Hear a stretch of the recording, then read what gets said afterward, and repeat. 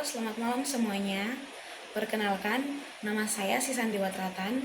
Saya mahasiswa program studi pendidikan bahasa Inggris semester 6, Fakultas Ilmu Sosial dan Humaniora, Universitas Lelembuk Lagi.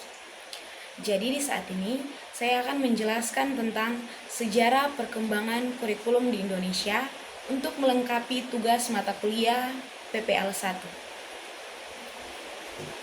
Oke, jadi pertama-tama kita harus ketahui apa itu kurikulum. Nah, kurikulum adalah nafas dari sistem pendidikan di suatu negara. Kurikulum merupakan landasan utama dalam menentukan tujuan pendidikan, isi materi pembelajaran, metode pengajaran, dan sistem evaluasi. Dengan seiringnya perkembangan zaman, kurikulum juga mengalami transformasi agar tetap relevan dengan tuntunan zaman dan kebutuhan peserta didik itu sendiri. Oke, jadi sebelum kita masuk pada penjelasan sejarah perkembangan kurikulum di Indonesia, pasti ada yang bertanya, mengapa kurikulum harus diubah dan diperbaharui? Nah, perubahan dan pembaharuan kurikulum adalah suatu keharusan dalam dunia pendidikan. Ada beberapa alasan mengapa kurikulum harus diubah dan diperbaharui. Yang pertama, menyesuaikan dengan tuntunan zaman. Yang kedua, untuk meningkatkan kualitas pembelajaran. Dan yang ketiga, mengakomodasi kebutuhan peserta didik itu sendiri. Dan yang keempat, dapat mengoptimalkan pemanfaatan sumber daya. Dan yang terakhir, menyongsong perubahan global. Berikut kita harus ketahui ada beberapa faktor-faktor yang mempengaruhi perubahan kurikulum itu sendiri. Yang pertama, perkembangan ilmu pengetahuan dan teknologi. Yang kedua, kebutuhan dunia kerja. Yang ketiga, tuntunan global dan standar internasional. Dan yang keempat, konsultasi dan partisipasi stakeholder. Dan yang terakhir, evaluasi dan penelitian pendidikan. Oke, kita masuk pada penjelasan sejarah perkembangan kurikulum di Indonesia. Nah, sejarah perkembangan kurikulum di Indonesia telah mengalami berbagai perubahan fase yang mencerminkan perubahan sosial dan politik di negara ini sendiri. Yang pertama adalah kurikulum Rejana Pelajaran tahun 1947 yang dikenal dengan kurikulum 1947. Nah, kurikulum ini dibuat tepat setelah 2 tahun peristiwa proklamasi kemerdekaan. Penamaan kurikulum ini awalnya masih menggunakan istilah Belanda yaitu Leerplan karena pada masa itu Indonesia sedang berada dalam penggolakan akibat agresi militer Belanda beserta sekutunya. Nah, saat kurikulum ini diciptakan, pemerintah Indonesia mencoba merancangkan sistem pembelajaran untuk para pelajar di masa revolusi, yang mana menekankan pada pembentukan karakter pada manusia atau rakyat Indonesia, yang mana adalah merdeka, berdaulat, dan sejajar dengan bangsa lain di muka bumi ini. Sehingga belum berfokus pada pendidikan pikiran, melainkan pendidikan watak, kesadaran bernegara, dan bermasyarakat. Oke, berikut kita masuk pada penjelasan kurikulum kedua, yakni kurikulum Rejana Pelajaran Terurai tahun 1952, yang biasa dikenal dengan kurikulum 1952.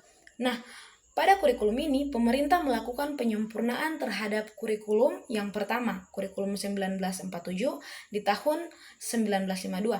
Nah, kurikulum ini mengatur pembahasan topik tiap mata pelajaran dengan kehidupan masyarakat harus berkaitan.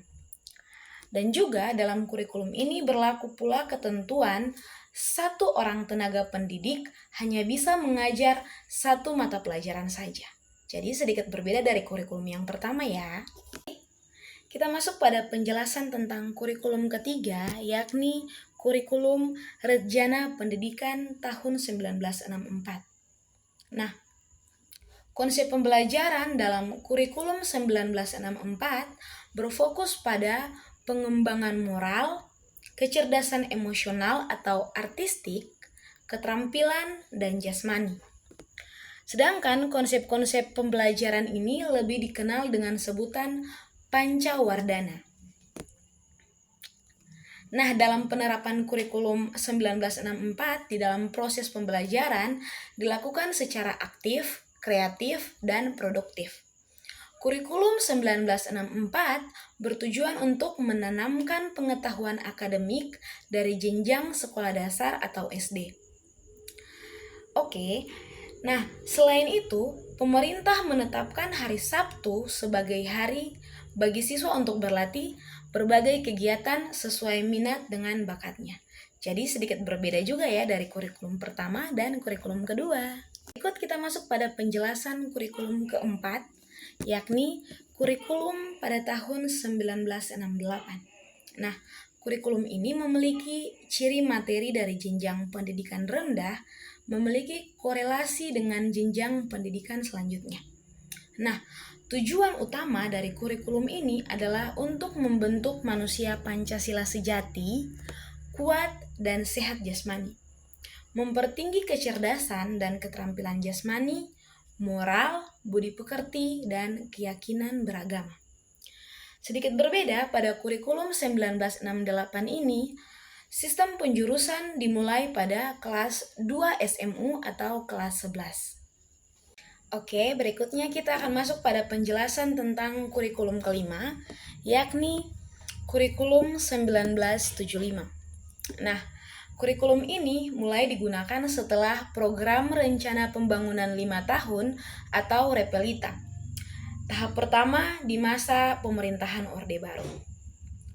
Nah, kurikulum ini menekankan pendidikan yang lebih efektif dan efisien. Dan juga kurikulum 1975 juga lebih merinci metode, materi, dan tujuan pengajaran dalam prosedur pengembangan sistem instruksional atau PPSI. Sehingga memunculkan istilah satuan pelajaran, yakni rencana pelajaran setiap satuan bahasan. Namun, pada kurikulum ini, penerapan kurikulum ini ramai dikritik karena guru menjadi lebih sibuk untuk menuliskan rincian tiap kegiatan pembelajaran. Dan juga beberapa mata pelajaran akhirnya mengalami perubahan nama seperti mata pelajaran ilmu alam dan ilmu hayat diubah menjadi ilmu pengetahuan alam atau yang dikenal dengan IPA, dan juga mata pelajaran ilmu aljabar dan ilmu ukur yang diubah menjadi matematika. Kita masuk pada penjelasan kurikulum ke-6, yakni kurikulum tahun 1984. Nah, di tahun 1984 terjadi lagi perubahan kurikulum di Indonesia. Karena kurikulum sebelumnya dianggap lambat dalam merespon kemajuan di kalangan masyarakat. Dan juga dalam kurikulum 1984 ditambahkan juga mata pelajaran pendidikan sejarah perjuangan bangsa yang disingkat PSPB. Oke, baik, sekarang kita masuk pada penjelasan tentang kurikulum ke-7, yakni kurikulum 1994 dan suplemen kurikulum 1999. Kedua kurikulum ini dibuat dari hasil kombinasi antara kurikulum 1975 dan kurikulum 1984. Jadi, kurikulum ini banyak mendapat kritikan dari praktisi pendidikan hingga orang tua pelajar, karena dianggap materi pembelajaran lebih berat dan juga padat. Di kurikulum ini juga menambahkan mata pelajaran muatan lokal seperti bahasa daerah, kesenian, keterampilan daerah, dan lain-lain. Dalam kurikulum ini terjadi perubahan sistem pembagian evaluasi pembelajaran dari semester ke caturwulan. Selain itu, terjadi juga perubahan singkatan dan nama, seperti SMP, Sekolah Menengah Pertama, menjadi SLTP, yakni Sekolah Lanjutan Tingkat Pertama. Sementara SMA, Sekolah Menengah Atas, diubah menjadi SMU yang artinya Sekolah Menengah Umum. Dan juga pada mata pelajaran PSPB dihapuskan pada penerapan kurikulum ini, dan penjurusan SMA dibagi menjadi 3 program, yakni IPA, IPS, dan Bahasa.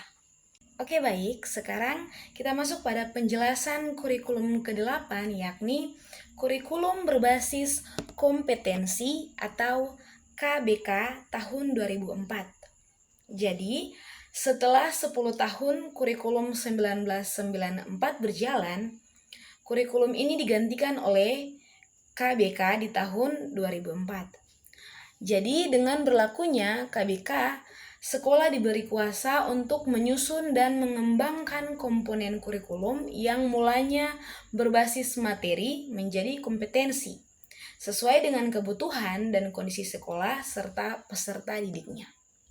Dan juga, kurikulum ini menekankan 3 unsur, yakni pokok kompetensi, yaitu pemilihan kompetensi, indikator-indikator, evaluasi dalam penentuan keberhasilan pencapaian, serta pengembangan pembelajaran bagi peserta didik dan tenaga pengajar. Dan juga dalam kurikulum 2004 ini, pemerintah mengubah kembali nama SLTP menjadi SMP, sedangkan SMU diubah kembali menjadi SMA. Oke baik, sekarang kita masuk pada penjelasan kurikulum yang ke-9, yakni kurikulum tingkat satuan pendidikan yang biasa dikenal dengan kurikulum KTSP tahun 2006. Nah, kurikulum ini mulai digunakan sejak berlakunya Undang-Undang Nomor 20 Tahun 2003 tentang Sistem Pendidikan Nasional yang dijelaskan dengan lebih rinci dalam Peraturan Pemerintah Nomor 10 Tahun 2003.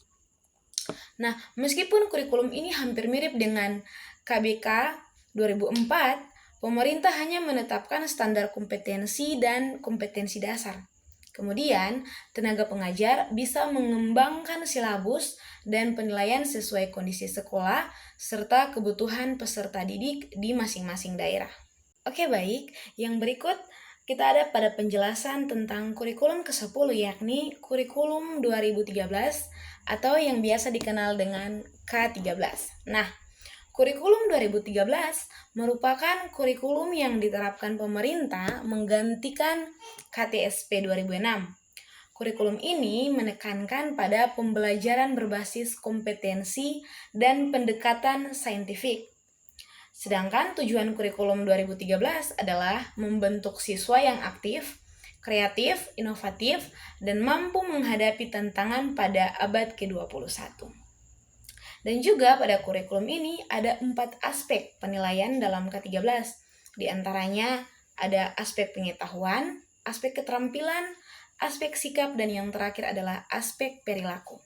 Oke baik, sekarang kita masuk pada penjelasan kurikulum yang terakhir yang kita pakai sekarang, yakni adalah kurikulum merdeka. Jadi, kurikulum merdeka diperkenalkan oleh Kemendikbudristek pada bulan Februari tahun 2022 sebagai langkah untuk mengatasi krisis pembelajaran atau learning crisis yang cukup lama. Selain itu, kondisi ini diperparah akibat pandemi COVID-19 yang sudah kita ketahui, yang banyak mengubah proses pembelajaran tatap muka menjadi pembelajaran jarak jauh. Dan juga, kurikulum ini berfokus untuk mengasah minat dan bakat anak-anak sedini mungkin, sehingga peserta didik memiliki waktu untuk memahami konsep dan menguatkan kompetensi. Akibatnya, terjadi adaptasi besar-besaran oleh semua elemen sistem pendidikan. Oke baik, setelah mengikuti penjelasan dari pertama, yakni dari apa itu kurikulum sendiri, sehingga sampai pada sejarah perkembangan kurikulum di Indonesia yang pada dasarnya ada 11 perkembangan, sekarang kita masuk pada yang terakhir, yakni adalah kesimpulan. Nah, kesimpulan pada penjelasan kali ini adalah perkembangan kurikulum di Indonesia merupakan cerminan dari dinamika dan evolusi pendidikan dalam menghadapi berbagai perubahan zaman dan tuntunan global. Sedangkan pembaharuan kurikulum yang terus-menerus diperlakukan untuk menjaga relevansi dan kualitas pendidikan dalam menghadapi tantangan masa depan, pendekatan pembelajaran yang berfokus pada pengembangan keterampilan, beragama, partisipasi stakeholder, dan pemahaman terhadap sejarah perkembangan kurikulum menjadi kunci untuk menciptakan pendidikan yang lebih berkualitas dan berdaya saing. Oke, sekian penjelasan dari saya. Selamat malam dan sampai jumpa.